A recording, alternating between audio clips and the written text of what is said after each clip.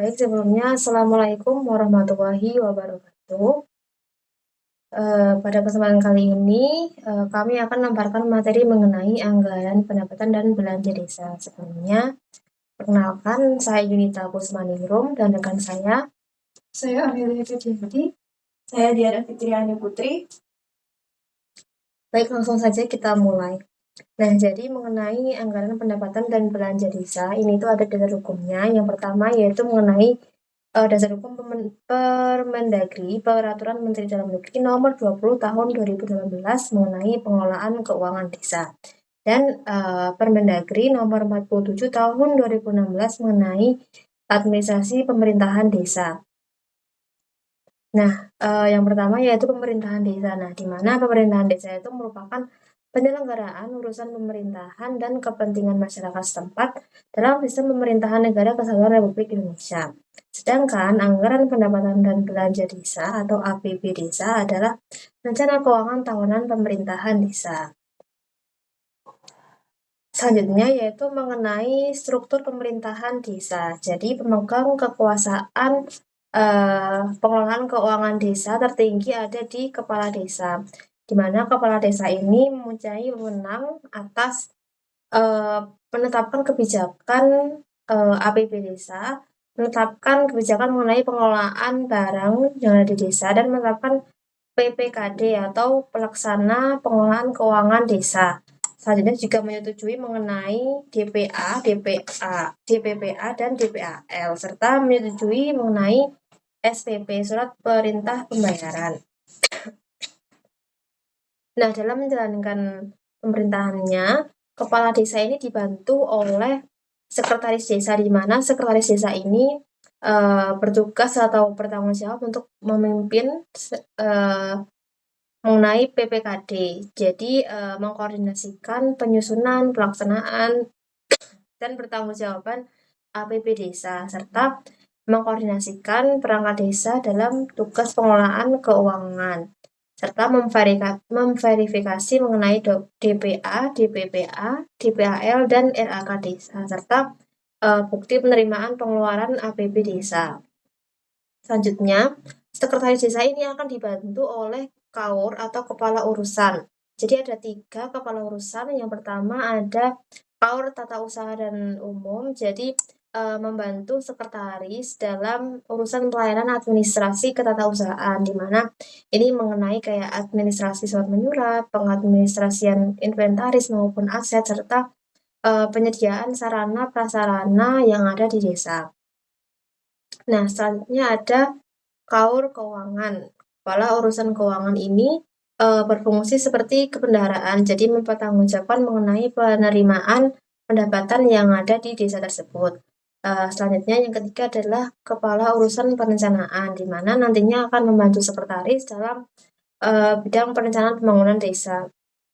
Jadi ada penyusunan rencana pembangunan desa, RAPB desa, dan pengelolaan data informasi perencanaan desa, serta menyusun RPJM desa, rencana pembangunan jangka menengah, dan RKPD desa.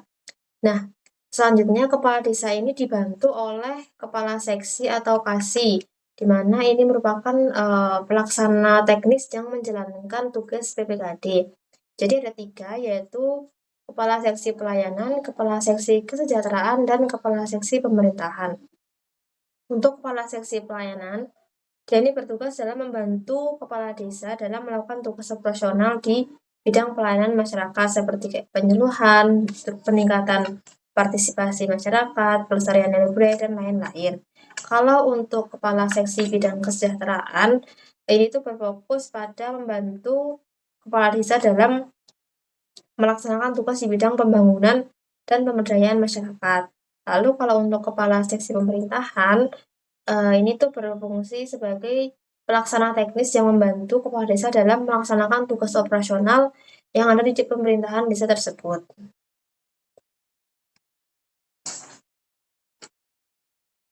Nah, untuk yang selanjutnya kita akan membahas mengenai struktur APBDes.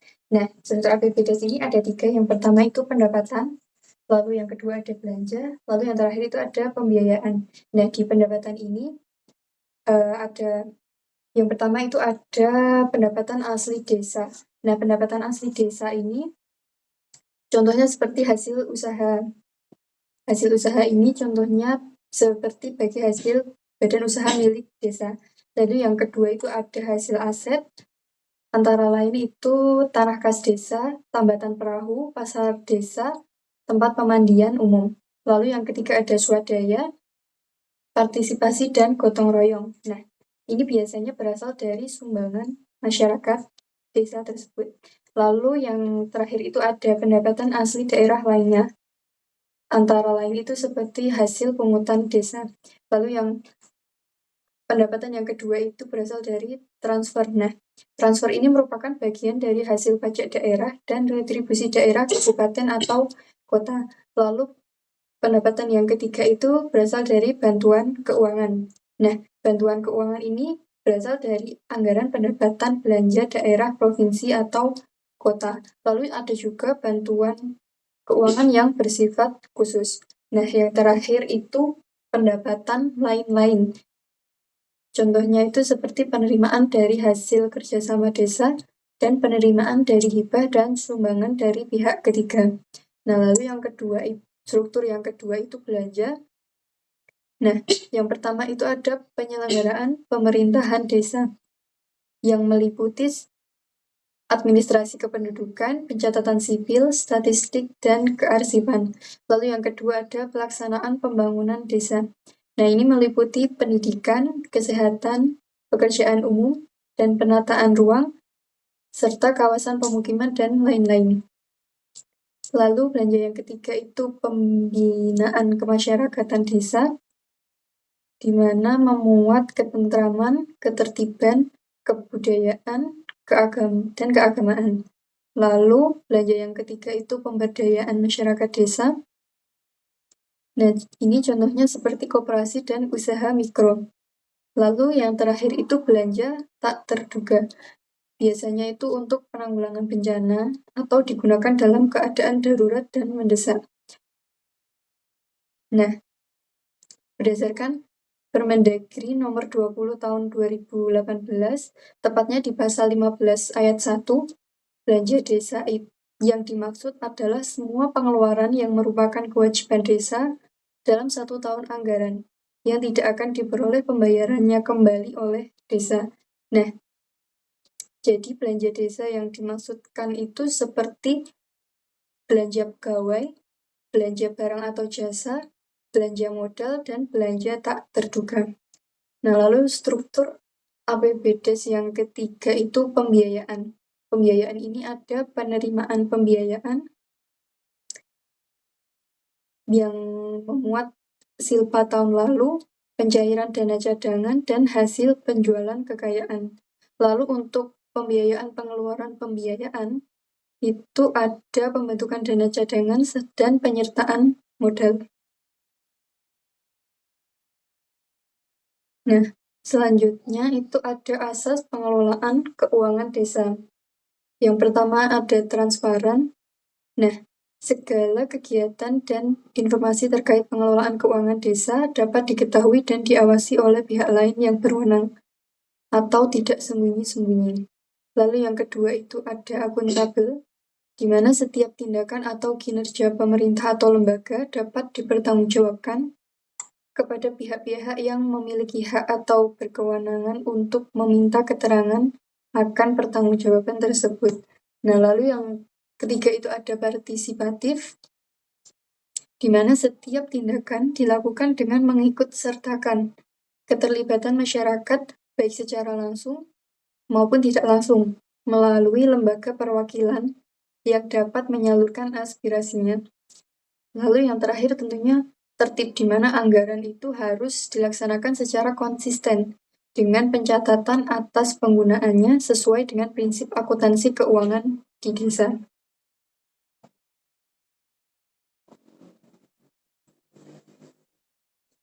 Nah, selanjutnya itu ada pengelolaan keuangan desa. Di sini ada 5 tahapan. Yang pertama itu ada perencanaan, kedua pelaksanaan, ketiga penata usahaan, keempat pelaporan, dan terakhir pertanggungjawaban. Nah, untuk perencanaan sendiri itu diawali oleh sekretaris yang mengajukan rancangan peraturan desa ke kepala desa. Nah, kemudian kepala desa itu akan melaporkan rancangan peraturannya itu ke Badan Permusyawaratan Desa untuk disepakati bersama, paling lambat itu bulan Oktober tahun berjalan.